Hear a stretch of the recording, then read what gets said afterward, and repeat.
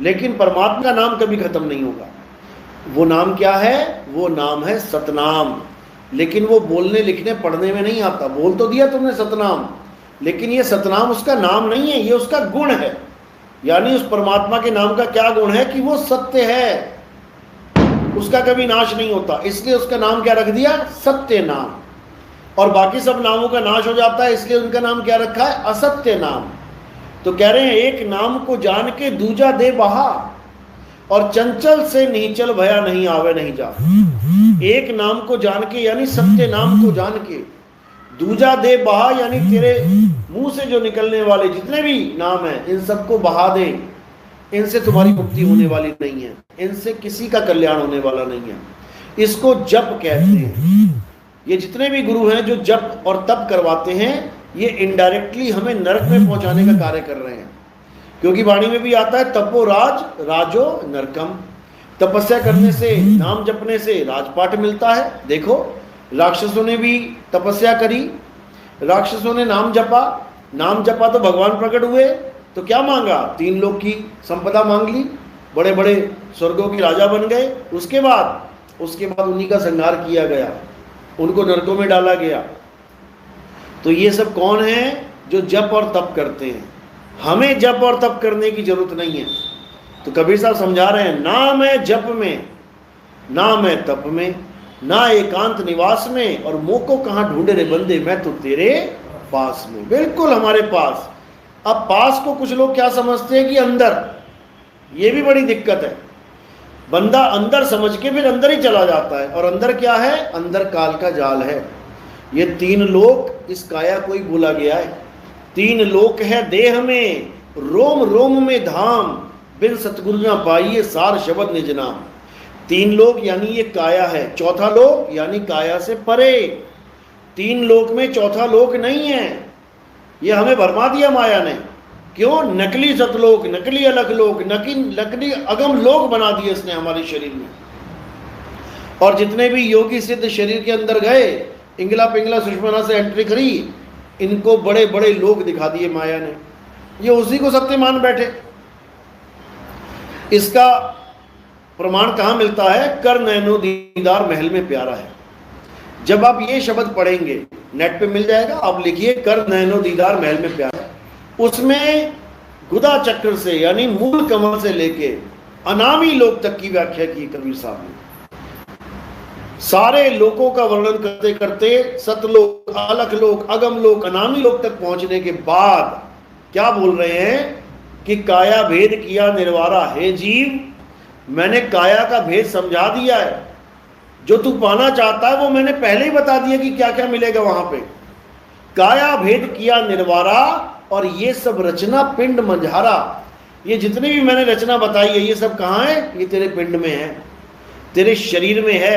किसने बनाई है? माया अवगति जाल पसारा, सो कारीगर भारा है। यानी ये सारी रचना किसने बनाई है? ये सारी रचना माया ने बनाई है। ये बड़े बड़े लोग, बड़े बड़े प्रकाश, ये सब माया का खेल है। इस माया ने क्या किया?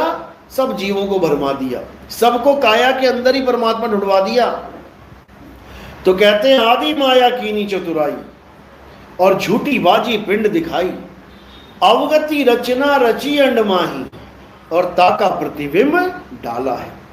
यानी जैसे कुत्ते को आप देखोगे, सामने शीशा लगा दो, अब अच्छा खासा बैठा होगा, बढ़िया खा रहा होगा, रसमलाई दे दो उसको, और जैसे ही शीशा लगा दिया क्या हो गया? वो सब भूल जाएगा क्या खा रहा है क्या नहीं, और उसका सारा ध्यान कहाँ चला जाएगा? प्रतिबिंब में। प्रतिबिंब में भौंक भौंक के मर जाएगा वो। अज्ञानी जीव उस प्रतिबिंब को असलियत मान लेते हैं, उस प्रतिबिंब को निज स्वरूप मान लेते हैं। वो निज स्वरूप नहीं है, वो प्रतिबिंब है। निज स्वरूप तो शीशे से बाहर है। इसी को साहिब ने समझाया, जैसे स्वान कांच मंदिर में भरमते भूख मरे हो, और कहे कबीर नलनी के सुगना तो ये कौन पकड़े हो। यानी कुत्ते को सामने वाला कुत्ता काट नहीं सकता, शीशे वाला कुत्ता क्या निकल के काट लेगा उसको? कभी नहीं काट सकता, पकड़ तक नहीं सकता, खरोंच भी नहीं मार सकता, लेकिन फिर भी मर गया वो बार बार था। क्यों? के कारण, भरम के कारण। तो कहते जैसे स्वान कांच मंदिर में भरमते भूख मरे हो, भौंक भौंक के मर गया भरम में। कहे कबीर नलनी के सुगना तो हे कौन पकड़े हो। इसी प्रकार हम में से किसी को भी यमराजा पकड़ नहीं सकता, यमदूत पकड़ नहीं सकते, एक को भी नहीं पकड़ सकते यमदूत, लेकिन सबको पकड़ पकड़ के लेके जाते हैं, सबको पकड़ पकड़ के लेके जाते हैं, जबकि पकड़ नहीं सकते। कारण क्या है? ये भरमभूत सकल जग खाया। ये भरमभूत है कि सामने यमराज आ गया, यमदूत आ गए, अब मारेंगे, अब पकड़ेंगे तो पक्का पकड़ लेंगे। और अगर तुमने अपने स्वरूप को जान लिया कि मैं एक आत्मा हूं, मुझे कौन पकड़ेगा? ना मुझे कोई जला सकता, ना मुझे कोई काट सकता, ना कोई मुझे मार सकता, ना कोई मुझे छू सकता, तो ये यमदूत क्या पकड़ेंगे मुझे? बस इसको जान लेना, इसी को निज स्वरूप कहते हैं। और बाकी जितने भी नाम हैं उसको त्रिगुणी नाम कहते हैं, त्रिगुणी नाम, त्रिगुणी शब्द कहते हैं। तो कहते हैं 3 गुणों की भक्ति में भूल पड़ा संसार।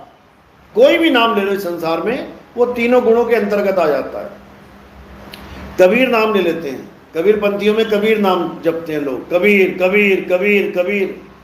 तो का से जब शुरू होता है तो रजोगुण स्टार्ट हो जाता है, बी पे आता है तो सतोगुण स्टार्ट हो जाता है, और रा पे खत्म होता है तो तमोगुण।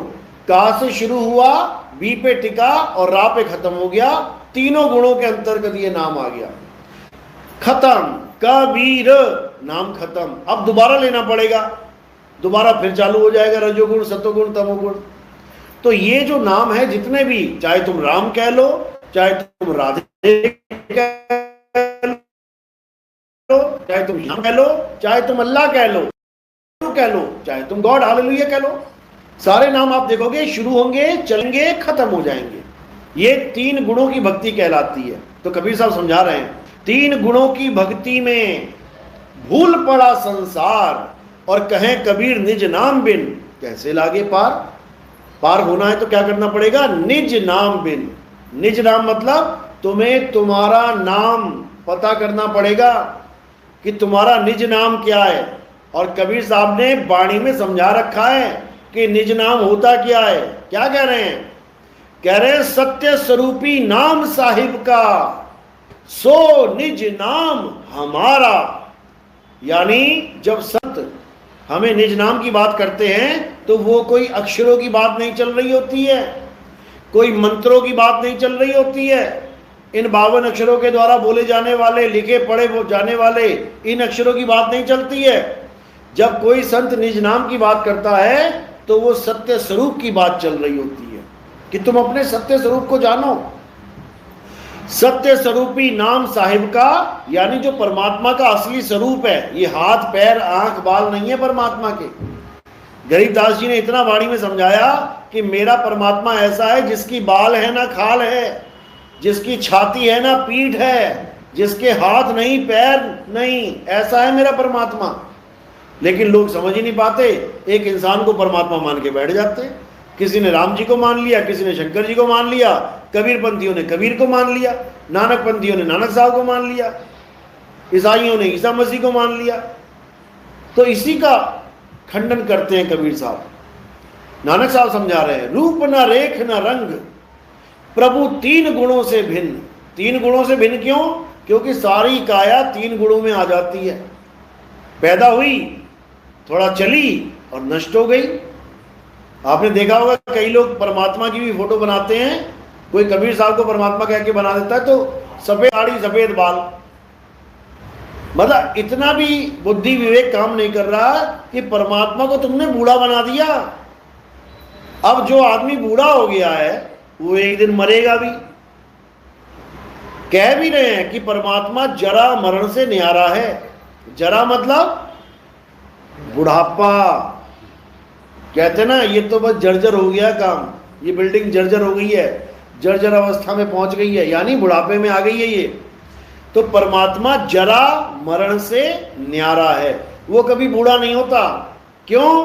क्योंकि वो कभी बच्चा नहीं है, वो कभी जवान नहीं हुआ, तो बूढ़ा कहां से हो जाएगा? परमात्मा उसे कहते हैं जो ना कभी पैदा हुआ और ना ही कभी मरेगा। वो कोई इंसान नहीं है, वो तत्व है। तत्व, एक ऐसा तत्व जिसका कोई आदि और अंत नहीं है, एक ऐसा तत्व जो अजन्मा है, नित्य है, शाश्वत है। उसी को, उसी के ज्ञान को तत्व ज्ञान कहते हैं। गीता में तत्व ज्ञानी के पास, तत्वदर्शी संत के पास जाने का इशारा किया है। किसी मंत्र जपने वालों के पास नहीं भेजना, ना ही किसी जपी के पास भेजा उन्होंने। क्या कहते हैं कि हे अर्जुन, अगर तुम्हें सत्य प्राप्त करना है तो तुम तत्वदर्शी संत की शरण में जाओ। तत्वदर्शी संत क्या करेगा? वो दोनों प्रकार के तत्वों की व्याख्या कर देगा। एक छुड़ाए, एक लखाए। नकली वाले को छुड़वा देगा और असली वाले को लखा देगा। असली वाले को लखने के बाद, उसकी साधना करने के बाद तुम्हें तुम्हारा ज्ञान हो जाएगा, तुम्हें तुम्हारा तत्व पता लग जाएगा, तुम्हें अपना स्वरूप पता लग जाएगा। क्यों? क्योंकि सत्य स्वरूपी नाम साहिब का सो निज नाम हमारा। जो परमात्मा तत्व है वही आत्मा तत्व है। इसी को बोला तो ही मोही, मोही तो ही अंतर कैसा। किस चीज का अंतर है? केवल ज्ञान और अज्ञान का। जो हम जीव बने बैठे हैं ये अज्ञान है, और वो पीव बना बैठा हुआ है वो ज्ञान है। तो क्या करना है? अब जीव से पीव हो जाना है। कैसे होंगे? तत्व ज्ञान के द्वारा। जब हम तत्व ज्ञान को जानेंगे तो हम स्वयं आत्मा हो जाएंगे। अभी हम क्या बने बैठे हैं? शरीर। अभी हम अपनी हस्ती क्या मान के बैठे हैं कि मैं तो ये लड़का हूं, मैं लड़की हूं, मैं आदमी हूं, मैं औरत हूं। इसी को मान के बैठे हैं। बस यही अज्ञान है। यानी हमने अपना स्वरूप किसको मान लिया? असत्य तत्व को, शरीरों को। और जब गुरु मिलेगा तो तुम्हें कौन सा स्वरूप देगा? आत्म स्वरूप। और जब तुम आत्म स्वरूप को जान लोगे तो तुम में और परमात्मा में कोई भेद नहीं है। गरीबदास जी मोहर लगा रहे हैं, कोटि तो ब्रह्मा भय और कोटि भय ईश, साहिब तेरी बंदगी से जीव होए जगदीश। बिल्कुल क्लियर कह रहे हैं, बंदगी से ये जीव से जगदीश हो जाएगा।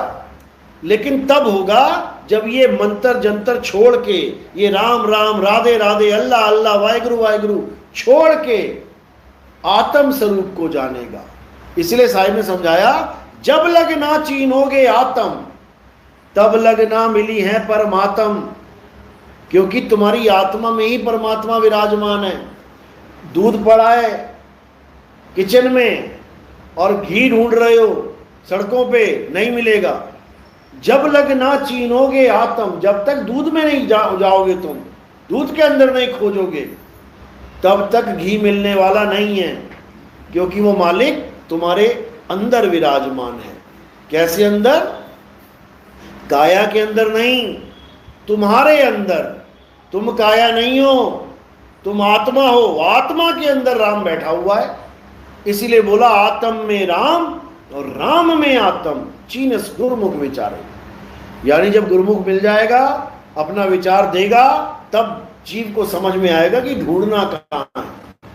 तो कहाँ ढूंढना है? अपनी आत्मा में ढूंढना है। हमारी आत्मा में परमात्मा विराजमान है। बोलिए परमपिता परमात्मा की सदा ही जय हो।